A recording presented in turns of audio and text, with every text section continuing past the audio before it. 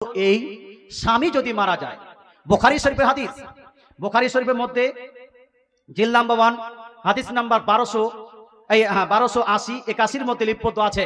রাসূলুল্লাহ সাল্লাল্লাহু আলাইহি ওয়াসাল্লাম ইরশাদ করেন, যদি কোনো নারীর স্বামী ইন্তেকাল করে যায়, ওই নারী স্বামী ইন্তেকাল করার পরে 4 মাস 10 দিন শোক পালন করবে। কয় দিন? 4 মাস 10 দিন শোক পালন করবে।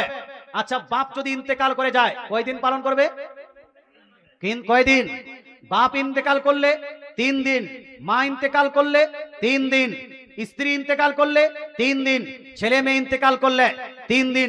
অর্থাৎ স্বামী ছাড়া অন্য কেউ যদি ইন্তেকাল করে তাহলে শোক পালন করতে হবে 3 দিন। আর যদি কেউ কোনো নারীর যদি স্বামী ইন্তেকাল করে তাহলে সে শোক পালন করবে কতদিন? 4 মাস 10 দিন। শোক পালন করা মানে কি? শোক পালন করা মানে হলো এই মেয়েটা স্বামী ইন্তেকাল করার পরে 4 মাস 10 দিন নিজ স্বামীর গৃহে অতিবাহিত করবে। অনেকগুলো মানুষ আছে, স্বামী মারা গেছে, নিজ বেটিকে নিজের বাড়িতে নিয়ে চলে আসলো, ওই স্বামীর বাড়িতে রাখলো না। যে এই কাজ করলো, অন্যায় করলো, এটা তার সঠিক হয়নি। তার মেয়েকে 4 মাস 10 দিন পর্যন্ত তার স্বামীর বাড়িতেই রাখতে হবে। এটা হলো প্রথম নিয়ম। 2 নাম্বার, এই 4 মাস 10 দিন মেয়েটা এদিক সেদিক আপনার ঘুরতে যেতে পারবে না, পিকনিক বা কোথাও যেন আপনার পার্কে ঘুরতে যেতে পারবে না।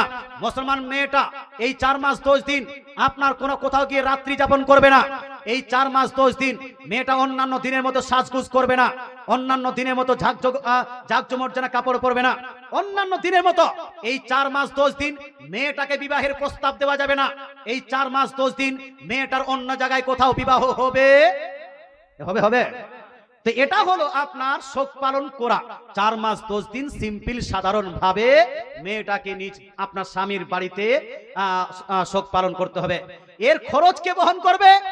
এর খরচ বহন করবে স্বামীর যে ওয়ারিসগণ আছে, এই ওয়ারিসগণ। কথা বোঝা গেল ভাই? হ্যাঁ, আশা করি উত্তরটা পেয়ে গেছেন।